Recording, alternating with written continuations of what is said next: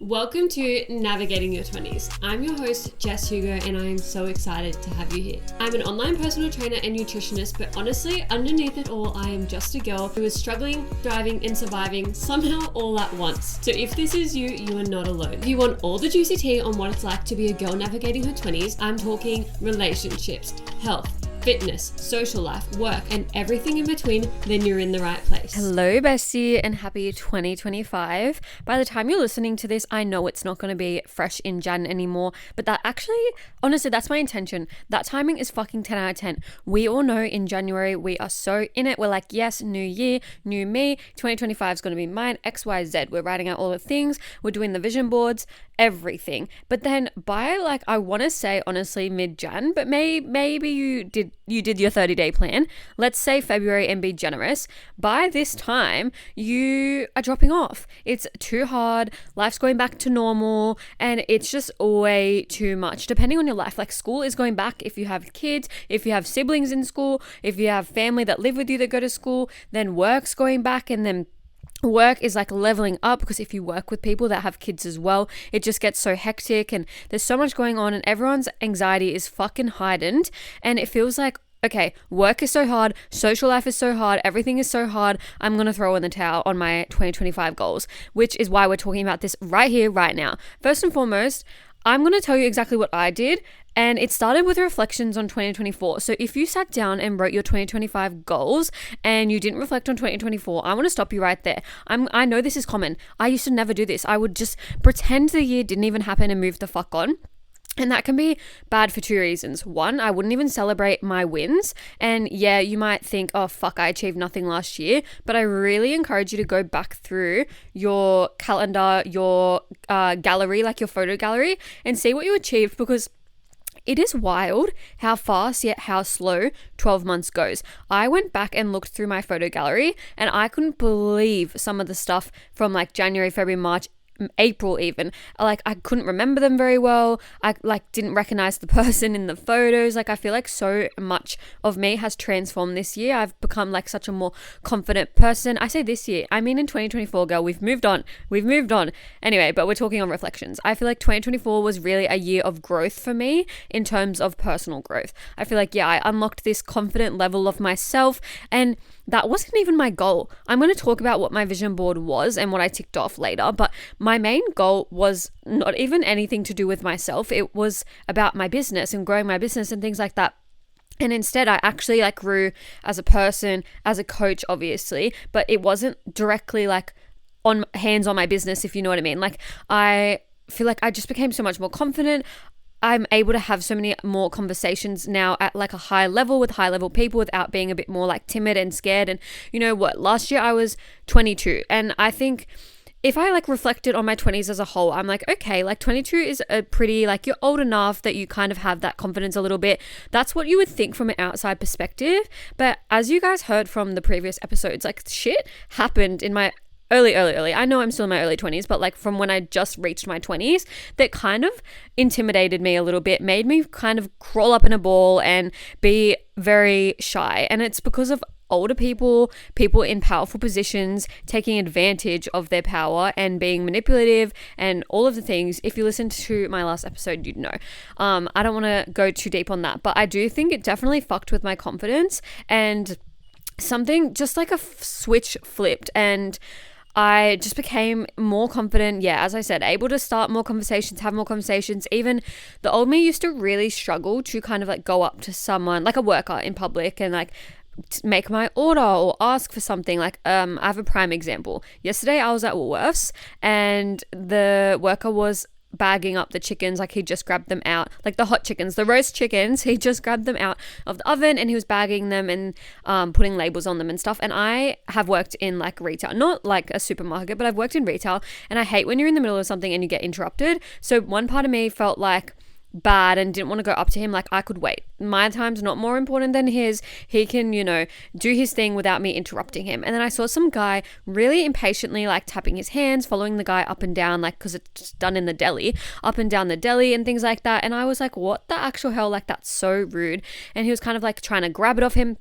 And I was standing back and I was like, okay, I think I'm just going to go up to him and be like, I'm so sorry. Like, can I just grab it for you? Like, thank you so much. Like, because that's the type of person I am. I think about them first because I have been in that situation. And then I was standing back waiting, but I was standing near like the cooler, like where they put the heater, where they put the chickens. And another Woolies worker walked past me and she was like, do you want a chicken? Go ask him. And I was like, oh, sorry, I just don't want to interrupt him and stuff. And like, it's not even that deep at the end of the day, but I was like, I always feel bad and don't want to go up to people, but I was actually considering going up to him. Like, normally I wouldn't go up to him because I had no confidence, but I was considering going up to him. I had the confidence there. I just didn't want to be that fucking person.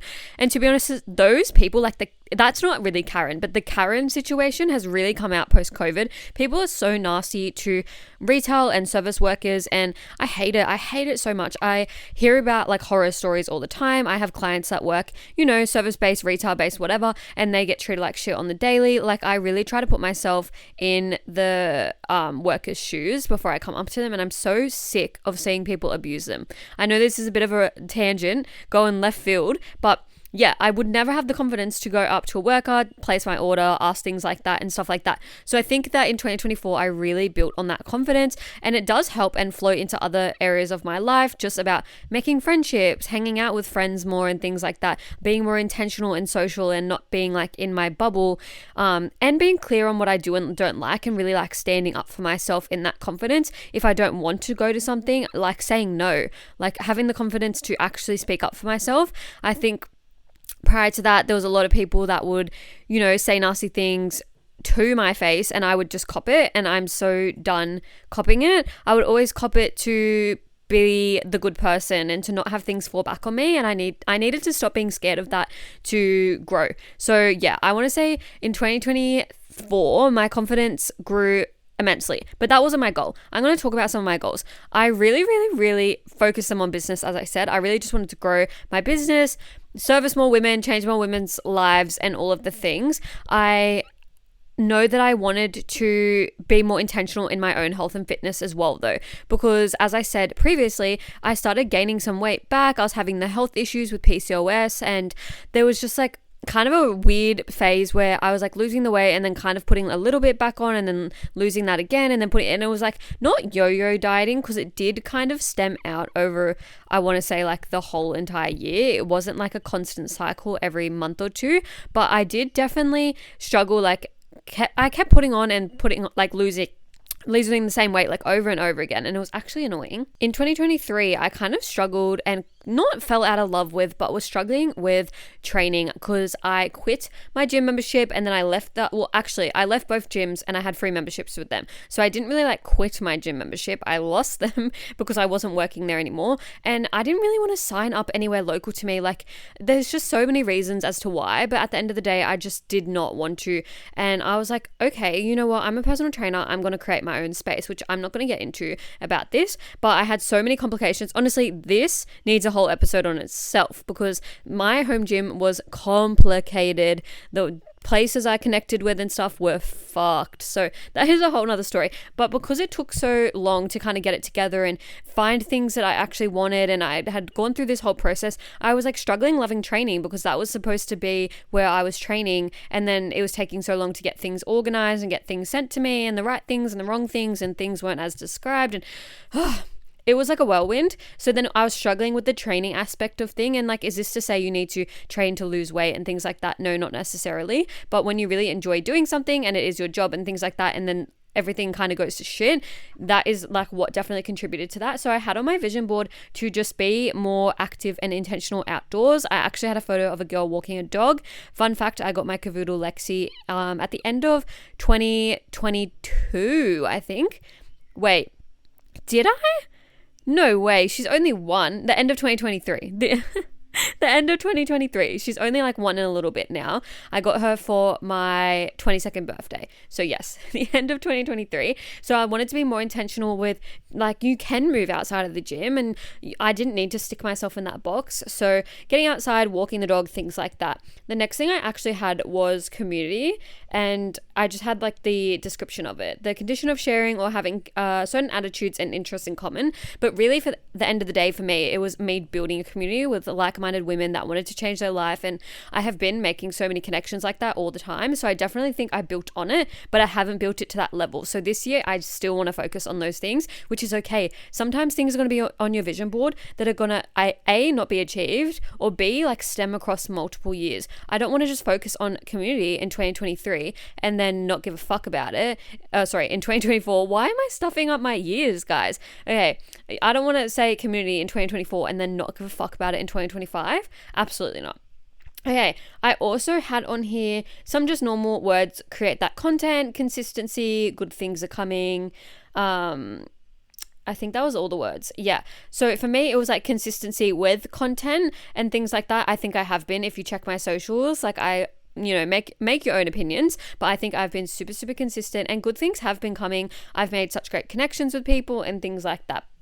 Other things I have on here, I have like some road trips and like a girl sitting on a canoe and like beach style photos. I have done that a bit, but not as much as I would have liked. I think I definitely kind of neglected that a little bit. So again, they can be work in progresses, because already in Jan, I've been like to the beach twice and I live nowhere near the beach, and I haven't gone canoeing, but I was looking at paddle boards in BCF like literally last week. So I think that, again, you can pull it forward and work on it. Next, I have a little photo from a photo shoot. Have I done one in a studio? No. But do I do them at home and make them look like they're studio ones? Yes. Like, you probably wouldn't know that I did them myself. And it's on like a Bolche chair. And I actually bought a Bolche chair from James Lane this year, and I love her. She's my reading chair. If you don't know what Bolche is, I never knew like how to pronounce it or what it was either. It's the little like ball, like cream ball fluffy things. Like, I think that kind of describes it. It's, yeah, just Google it.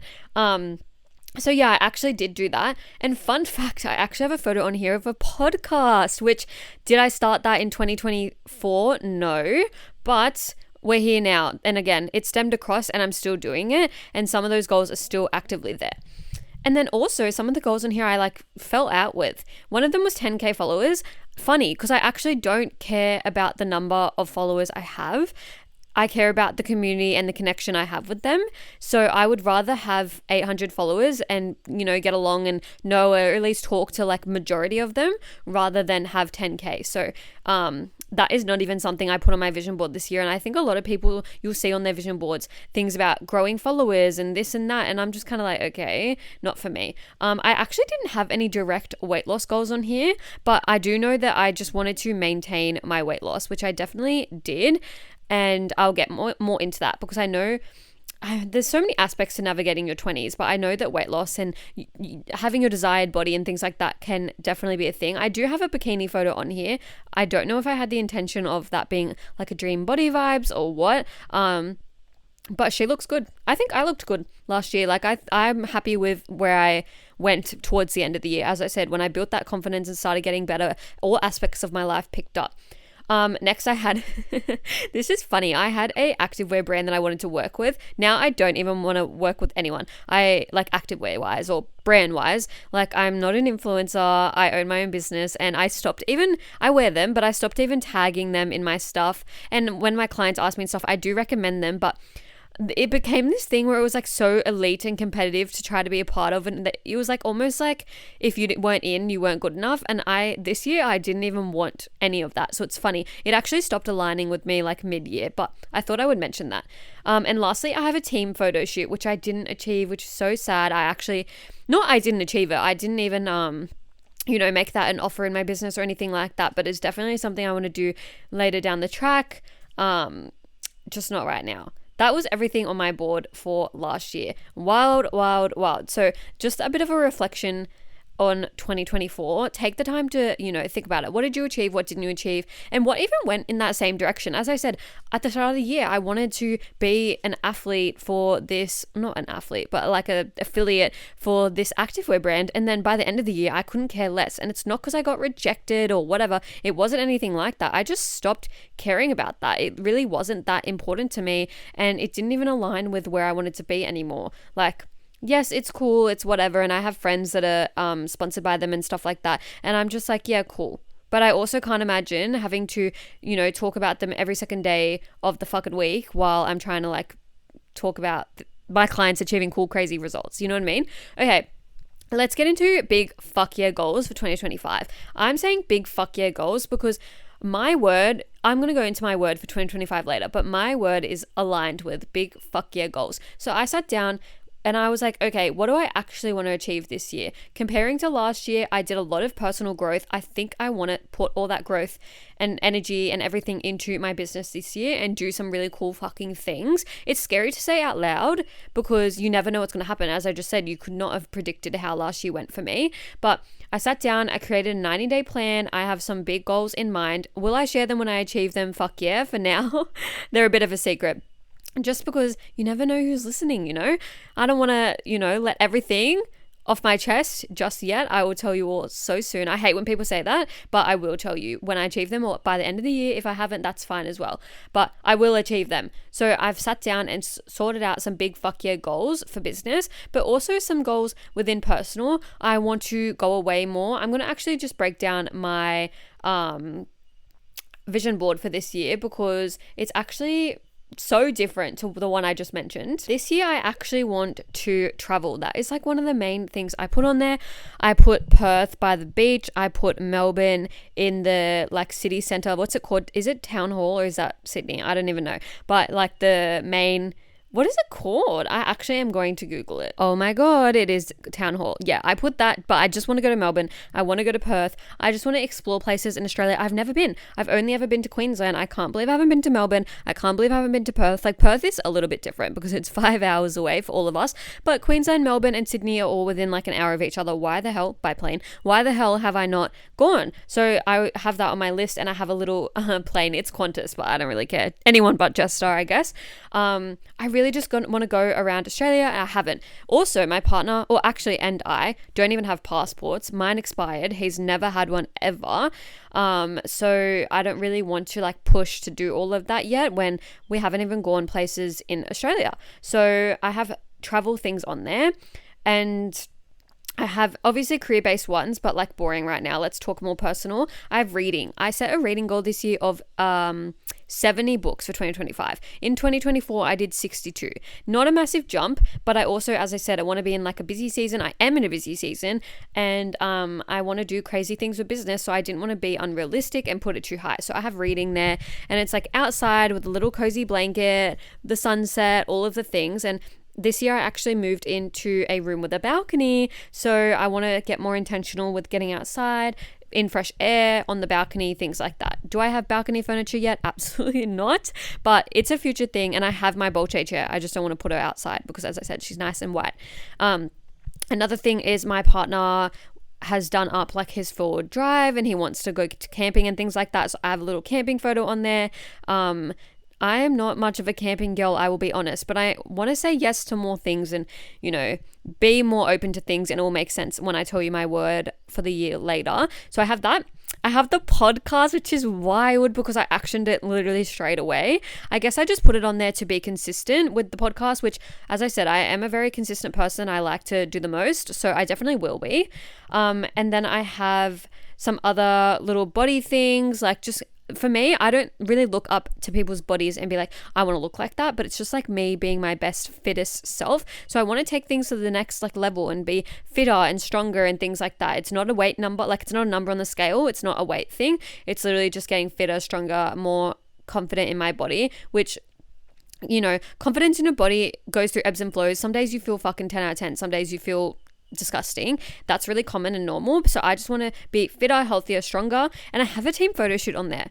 So I'm like, do I say watch this space now? I don't know, but that's like really exciting. And I tracked success, which is so funny because my name on Instagram is Success with Jess. That's my business name. So I attract success, I attract money, and I attract opportunities. And this is the year of career growth, which I really, really love.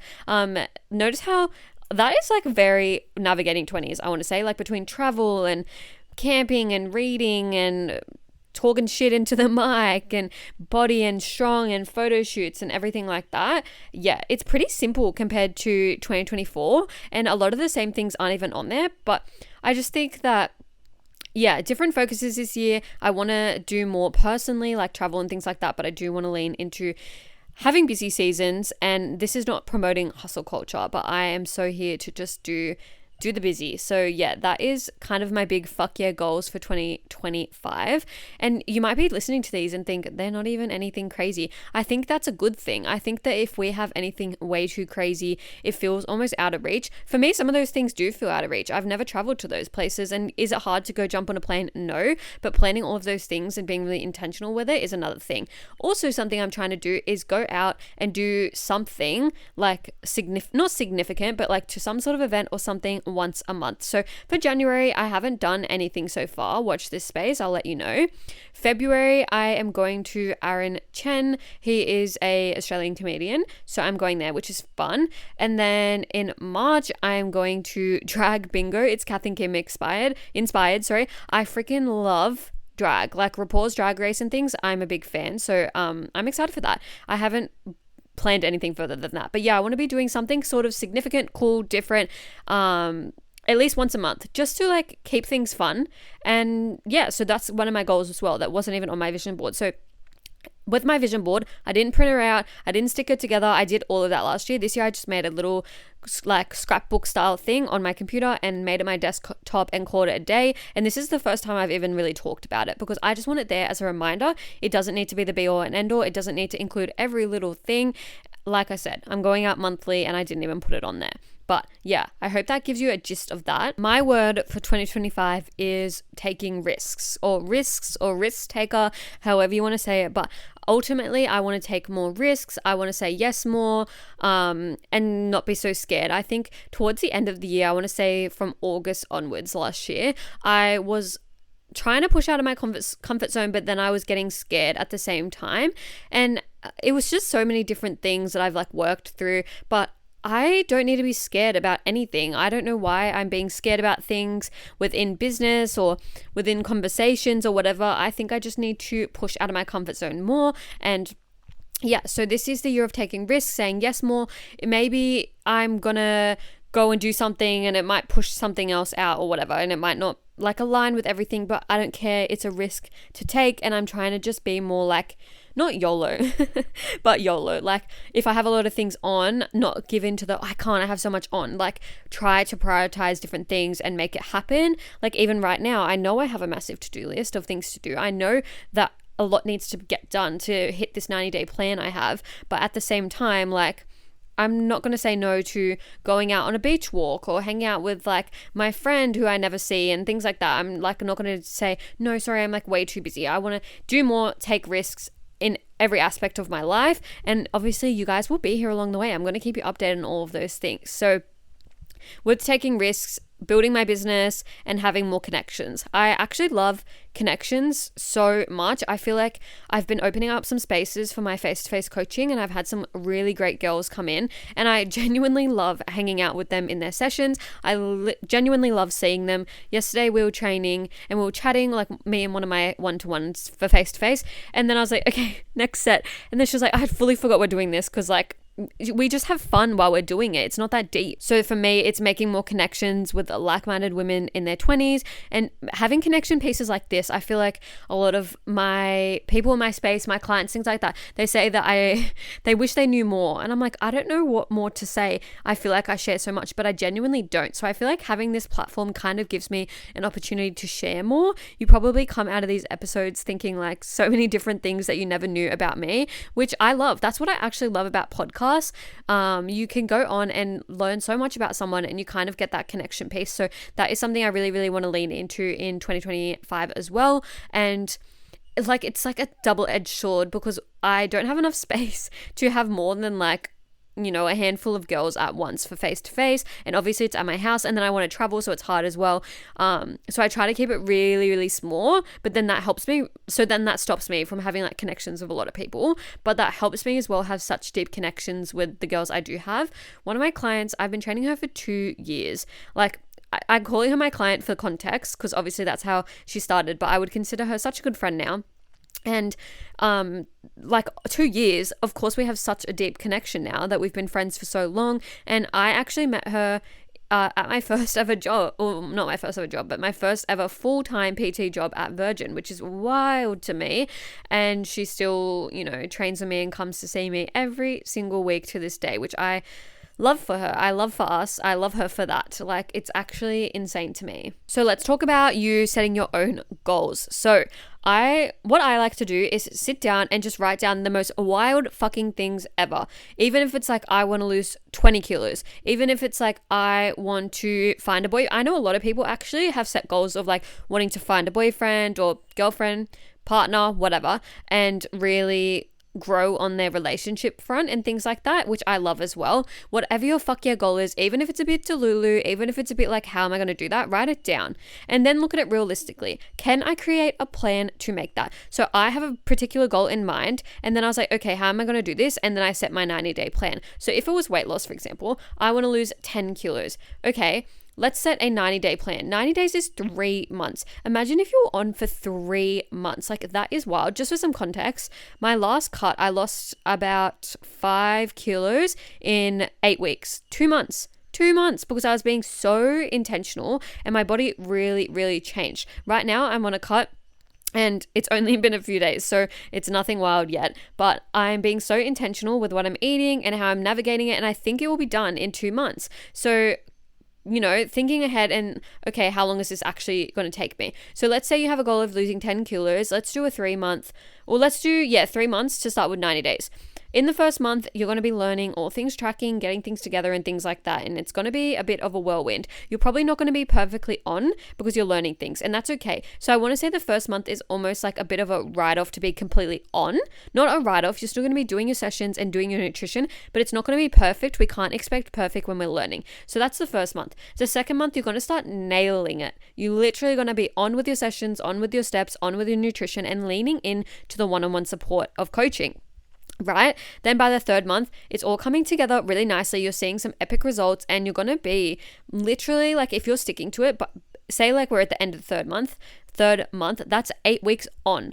8 weeks on, but 12 weeks total, you should be about 5 kilos down. Now, fourth month, I know we said 90 days, but like, let's be real, we're going to keep going. You're already seeing results. You have that momentum, keep going. No point pulling off just because it's the end of 90 days. You're going to keep going, keep going, keep going. You'll probably be a bit diet fatigued by about, it depends if you're really on or not, about week 12-ish or week 16. It just depends, again, how your first month went. Then you're going to have a little diet break. You're going to have a little reset. You're going to find your maintenance. Like, there's so many little things in it to make it easier. And did that sound complicated? Maybe, because I'm spitballing. But think to yourself right now, okay, I had a goal of losing 10 kilos. Did I think about any of those things? Probably not. You want to plan ahead, not in an overwhelming type of way, but how am I going to navigate this? And also looking at your calendar. For me, I'm like, if I do 3 months, that takes me to April. April is Easter. I fucking love an Easter chocky. They're already selling them in the shops. I'm here for the hot cross buns. I've already had some. But yeah, so April is known for public holidays, lots of food, lots of chocolate. That chocolate, I swear to God, is crack. I don't know what they put in that. Apparently it's extra sugar. Sorry, spoiler, but whatever they put in that, it is the fucking best thing I've ever had. I love chocolate, and Easter chocolate is like a whole nother game for me. So yeah, I don't want to be dieting when that's on, but I also want to be intentional with that time, eating at maintenance, not going like crazy overboard, not tracking in the public holidays when like family events are on. And then also if you celebrate Easter, like the regular dates, but you also celebrate potentially Orthodox Easter or something different within your cultural family, planning in things like that as well. Because let's be real, we can't diet with all of those things on. And if you are from a Orthodox or like a family that's very cultural, and you know, I feel like a lot of families like Greeks and things like that, cultures like that, they really pull into like eating. I love that. But the problem is you then are like trying to diet with a very food focused event and things like that. So one of my clients, her partner is Greek, and she was like, they just force you to eat. And I love that.